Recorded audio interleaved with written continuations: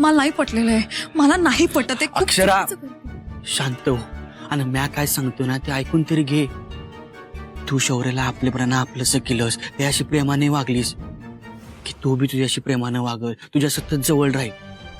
आणि हेच मेनकाला आवडणार नाही. मग तिच्या हातून आहे ना काहीतरी चूक घडल आणि ते आपल्या फायद्याचं असेल. हो पटतंय तुमचं, पण ती नक्की काय करेल, काय करणार आहे हे कसं कळणार आपल्याला? त्याची काळजी तू करू नकोस. ते आपल्याला ना शौर्याकडनंच कळ. अगदी योग्य निर्णय.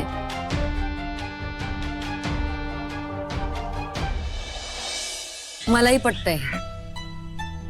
ताई, जीजू बोलतायत ते अगदी बरोबर आहे. तू फार विचार नको करूस. हे बघ, हे असं झालं ना तर आपण मेनकापर्यंत नक्की पोहोचू. अगं पण आपल्या हाती अजून तसं काही लागलं पण नाहीये.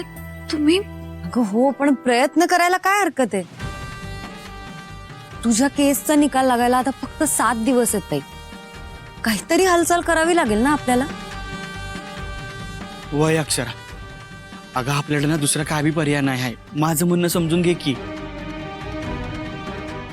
ठीक आहे, तुम्ही म्हणतात तसं जर होणार असेल तर मी आहे तुमच्यासोबत.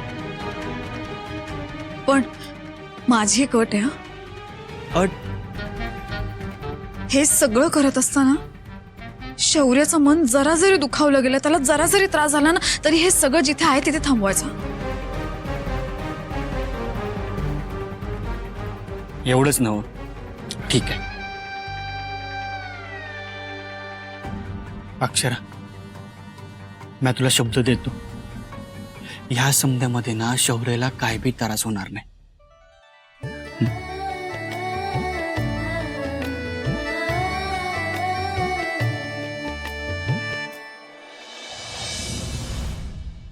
शौर्य, मला सांग, तू शाळेत काय घोळ घातला नाहीस ना? अरे मी काय नाही बोलणार तुला, खरं खरं सांग. शाळेत काय बी घोळ नाही घातला ना तू? नाही.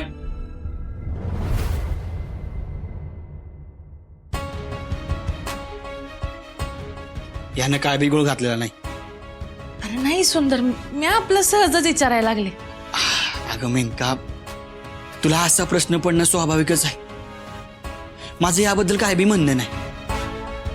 आणि मला ठाव आहे तुला शौर्याची लय काळजी आहे. आणि ह्याच्या काळजीपोटीच आहे ना तू या समध्या चौकशा करतेस. वय म्हणजे आता दादाच्या जाण्यानंतर त्याची जबाबदारी माझ्यावरच आली ना, म्हणून आपली काळजी लागून राहते.